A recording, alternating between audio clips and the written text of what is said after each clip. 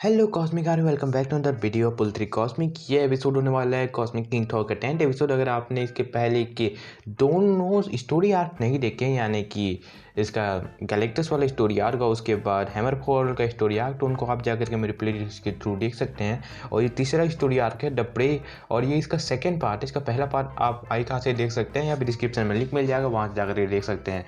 तो आप चलिए शुरू करें, क्योंकि ये एपिसोड बहुत ही बवाल होने वाला है। बजो।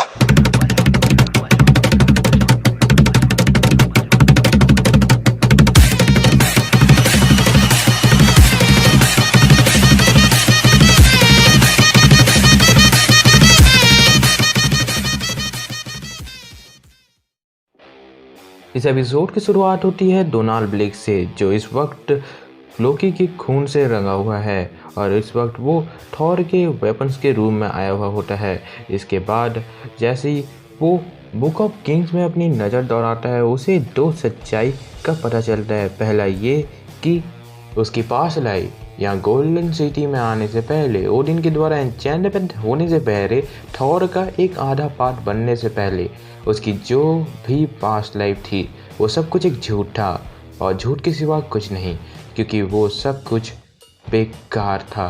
वो सारा का सारा दर्द, वो सारी की सारी परेशानियाँ, वो सब कुछ नहीं थी, क्योंकि डोनाल्ड ब्लेक ओडिन के द्वारा बनाया गया एक खिलौना था उसके बेटे को एक लेसन सिखाने के लिए। और यही कारण है कि हमें दूसरी सच्चाई की ओर लेकर के जाता है। ये बिल्कुल सही टाइम था गोल्डन बर्ड के विंग्स को तोड़ने के लिए, इस गोल्डन सिटी को गिराने के लिए, इसकी एक एक दीवार को खून से रंगने के लिए। और इसके बाद डोनाल्ड थॉर का पुराना वेपन, जब वो अनवर्दी था उसका यूज़ करता था, जैन जियोंग को उठा लेता है। और उसके बाद वो डिस्ट्रॉयर के पास जाकर कहता है अब तुम्हें फिर से कैसे चालू करना है। पर तभी उसे एक आवाज़ आती है सिप की, एक्सक्यूज़ मी। ब्लेक कहता है नहीं। तभी हम देखते हैं कि बेटा बिल, सिप और वोल्टेज वहाँ पर आ पहुँचे थे। सिप कहती है डॉक्टर ब्लेक, मैं आपसे निवेदन करती हूँ। तभी डोनाल्ड कहता है तुम बहुत ही ज़्यादा कुछ कहती हो लेडी सिप। तभी सिप कहती है जैन जियोंग को छोड़ दो और घुटनों में आ जाओ, नहीं तो मुझे इसे दूसरी तरीके से एंड करना होगा। तब ब्लेक जैन जियोंग को उनकी ओर फेंक देता है। बेहतर बिल उस कुल्हाड़ी को रोकता है और ब्लेक से लड़ने को आगे बढ़ता है। ब्लेक कहता है मैं जानता हूँ तुम हमेशा मुझे घुटनों पर ही देखना चाहते हो। तभी ब्लेक के सामने बिल जैन जियोंग को लेकर के खड़ा होता है और कहता है मुझे यकीन है कि जल्द ही यही होगा।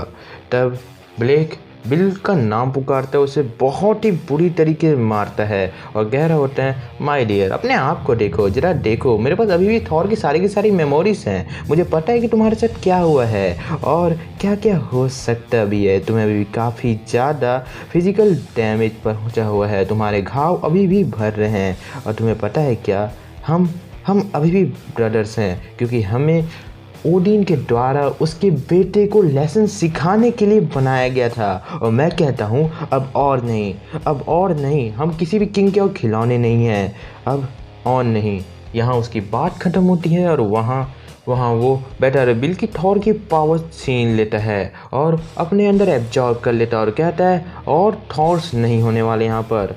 तभी वो आगे कहता है ओ अपने आप को देखो, प्लीज़ रोको, ये सब कुछ रोको। किस तरीके से तुम उस एन्चेंटमेंट की तरह जा रहे हो, अपने आप को देखो तो तुम जरा, एक पागल घोड़े के बजाय और तुम कुछ भी नहीं देखते।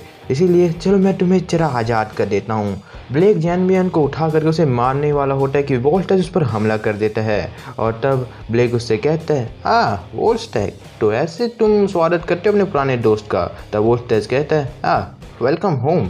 तब वोल्टेज आगे कहता है मैंने कुछ कमाल का हॉरिफाइड चीज़ तुम्हारे लिए तैयार किया है। और तब हम देखते हैं कि इस वक्त यहाँ पर थंडर गार्ड्स और वॉरियर्स ऑफ एसगार्ड आ चुके थे, जिसमें सिप कहती है thunder guards, warriors of ash gourd, मेरे साथ इस धोखेबाज को इस रूम से बाहर जाने नहीं देना है। और वो दोनों एक दूसरे की ओर चल पड़ते हैं। लेडी सिप कहती चलो इसे ख़त्म करते हैं। तब ब्लेक कहता है फाइनली। और इसी के साथ वो एक एक करके हर किसी को लिपटाता जाता है, उन सभी को बहुत ही बेरहमी से मारता है।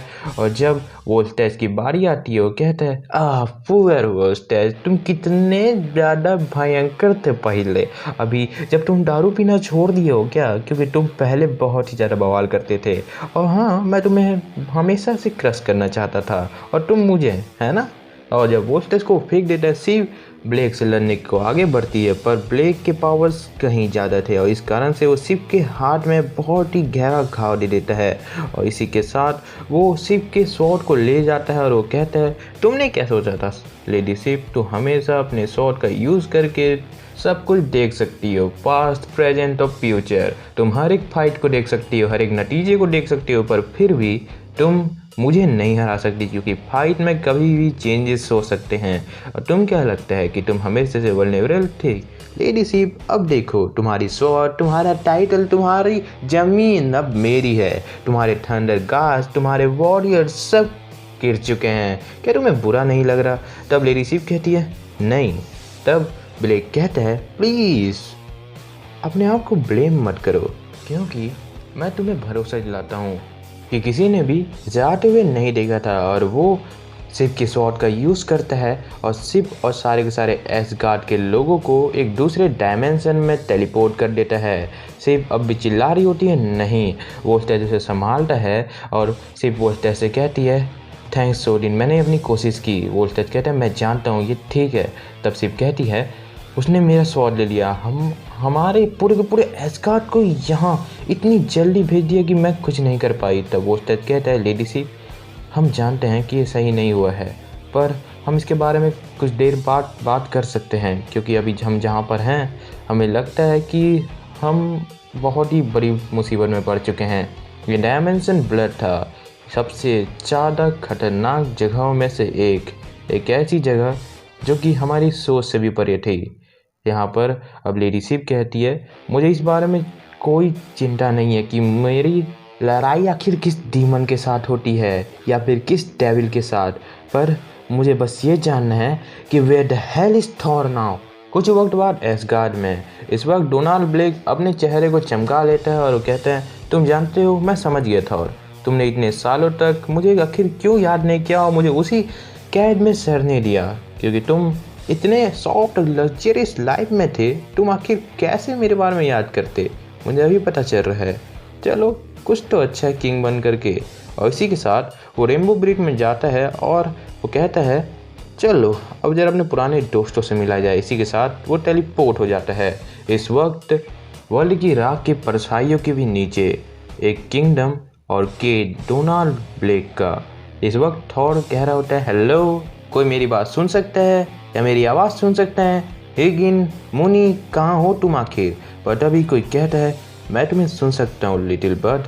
थॉर ये देख करके चौंक जाता है, बाय द गॉड ऑफ जोर्मुगांड। तब वो ड्रैगन कहता है, हाँ, पर ज़्यादा देर के लिए नहीं, ज़्यादा चिंता मत करो, क्योंकि मैं खुद यहाँ डरा हुआ हूँ।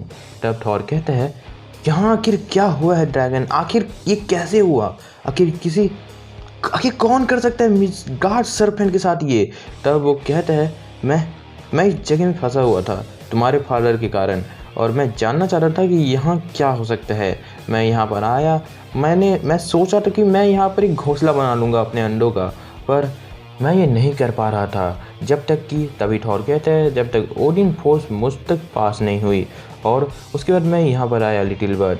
तुम्हारी मैजिक पूरी तरीके से टूट चुकी थी, और फिर मैं उसके पास आया, उससे मिलने को, उसके केज में, उसे दिखाने को कि आखिर क्या सच है। और हम देखते कि इस वक्त डोनाल्ड केज किसी सुपरमार्केट से अपने लिए नए कपड़े लेकर कहीं जा रहा होता है। ड्रैगन आगे कहता है, वो सिर्फ एक और प्यादा था ओडिन की गेम का, मैंने उसे अपनी पावर ऑफर की, उसने तय कर लिया कि वो मेरी तरफ से लड़ेगा। 2 परछाइयाँ, एक गॉड और एक गोल्डन थंडर के खिलाफ लड़ेंगी, और उसने मेरी पावर ली। उसने डिस्कवर किया कि उसके अंदर भी ओडिन फोर्स है, और फिर वो दहाड़, वो आग की दहाड़, और जब उसे पता चल गया कि उसके पास एक ड्रैगन और एक गॉड दोनों ही बचता है, तो वो पावर, वो मैडनेस, वो जाग गई। ऐसा कुछ मैंने पहले कभी नहीं देखा था। वो गुस्सा, उसकी पूरी ज़िंदगी एक झूठ थी। पर जब उसे ये सब कुछ पता चला, उसे रोकने वाला कोई नहीं था और ना ही मेरे आर्मर के जरिए उसे कोई रोक सकता है। तुमने आज तक ऐसा कुछ कभी नहीं देखा होगा थॉर। वहीं ब्लेक इस वक्त एक हॉस्पिटल में आया हुआ होता है। जोर्मुगांड आगे कहता है वो अब ड्रैगन है और उसे कहीं ज़्यादा वो तुम्हारे हर एक चीज़ को छीनना चाहता है। डोनाल्ड ब्लेक एक दरवाजे को खोलता है और वो कहता है एक्सक्यूज़ मी। जोर्मुगांड अपने आखिरी सांसों में कहता है वो सब कुछ ले जाएगा जो तुम्हें प्यारा है और वो उन्हें जला डालेगा। तभी हम देखते हैं कि अभी ब्लेक और किसी के पास नहीं बल्कि डॉक्टर फॉस्टर यानी कि डॉक्टर जीन फॉस्टर के पास आया हुआ होता है।